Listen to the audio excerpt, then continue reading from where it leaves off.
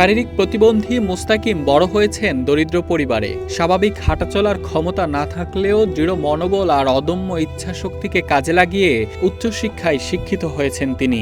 লাঠির উপর ভর করে মাধ্যমিক ও উচ্চ মাধ্যমিকের গণ্ডি পেরিয়ে কুষ্টিয়া ইসলামী বিশ্ববিদ্যালয়ের ইংরেজি বিভাগ থেকে অনার্স ও মাস্টার্স শেষ করেছেন। সরকারি বা বেসরকারি একটি চাকরির জন্য ঘুরে বেড়ালেও মেলেনি কোনো চাকরি। গ্রামের ছোট বাচ্চাদের টিউশনই একমাত্র উপার্জনের ভরসা তার। জয়পুরহাটের পাঁচবিবি উপজেলার কুয়াতপুর গ্রামের বাসিন্দা মোহাম্মদ মোস্তাকিম হোসেন। পরিবারের 2 মেয়ে ও 1 ছেলের মধ্যে মোস্তাকিম মেজ।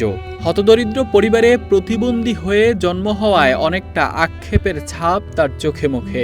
চাকরির আশায় বিশ্ববিদ্যালয় থেকে পড়াশোনা শেষ করে চাকরি না পেয়ে হতাশায় দিন কাটছে তার। জন্মের পর থেকে প্রাথমিক পর্যন্ত স্বাভাবিকভাবে চলাচল করতে পারলেও ষষ্ঠ শ্রেণীতে পড়া অবস্থায় ধীরে ধীরে অকেজো হয়ে যায় মোস্তাকিমের 2 পা। তবু হাল ছাড়েননি তিনি। লাঠির উপর ভর করে মাধ্যমিক ও উচ্চ মাধ্যমিকের গণ্ডি পেরিয়ে কুষ্টিয়া ইসলামী বিশ্ববিদ্যালয় থেকে 2020 সালে পড়াশোনা শেষ করেন। এরপর থেকে বাড়িতে বেকার হয়ে আছেন তিনি। অবসরে গ্রামের ছোট ছেলেমেয়েদের টিউশনি করান। ইকোনমিক প্রবলেমের কারণে আউট অফ হোম যেতে পারিনি, মানে একটা ভালো সিটিতে গিয়ে পড়াশোনা কন্টিনিউ করব। ফ্যাসিলিটিটা পাওয়ার জন্য এখন বর্তমান যুগে সবচেয়ে প্রয়োজন হচ্ছে টাকা। মান্থলি একটা যে কস্ট আসে 5-7 হাজার টাকা, এটা বিয়ে করার মতো পসিবিলিটি পরিবারে ছিল না বা এখনও হয়ে ওঠেনি। শিক্ষকতা পেশাটাই আমার সবচেয়ে বেশি ভালো লাগে, কারণ ক্লাস 8-এ আমি তখন থেকে ইনশাআল্লাহ তাআলা রহমতে টিউশনির সাথে অ্যাসোসিয়েট হয়েছি, এখনও আছি। শিক্ষকতা পেশাটাকে যে বেশি সাপোর্ট করি এমনটা যে শিক্ষকতাই করতে হবে তা নয়, একটা হালাল রুজির ব্যবস্থা আলহামদুলিল্লাহ হলে হয়ে যাচ্ছে।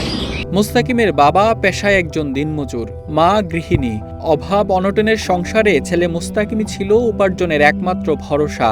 সেই ছেলেকে মানুষের সাহায্য সহযোগিতায় উচ্চশিক্ষায় শিক্ষিত করতে পারলেও বর্তমানে ছেলের ভবিষ্যৎ নিয়ে চিন্তিত বাবা মা দুজনেই। ছেলে মুস্তাকিমও একটি চাকরির আশায় সারাদিন বাড়িতে থেকেই পড়াশোনা করছেন। হয়তো একদিন একটি চাকরি বদলে দিবে তার ভাগ্য।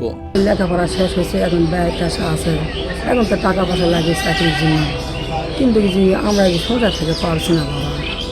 বাবা পাশে ছেলে এরকম বসে আছে, যদি সরকার সবাই দেখে শুনে একটা করে চাকরি ছেলে দিলে তাহলে আমরা বাবা মা মরে যাবো, তাদের তো তারা হয়তো একটি চাকরি বাকরির মধ্যে সংসারটা সচরাচর চললে হনি। লেখাপড়া শেষ করে বাড়িতে আসি, বেকার বসে আছে, কোনো চাকরি বাকরি না।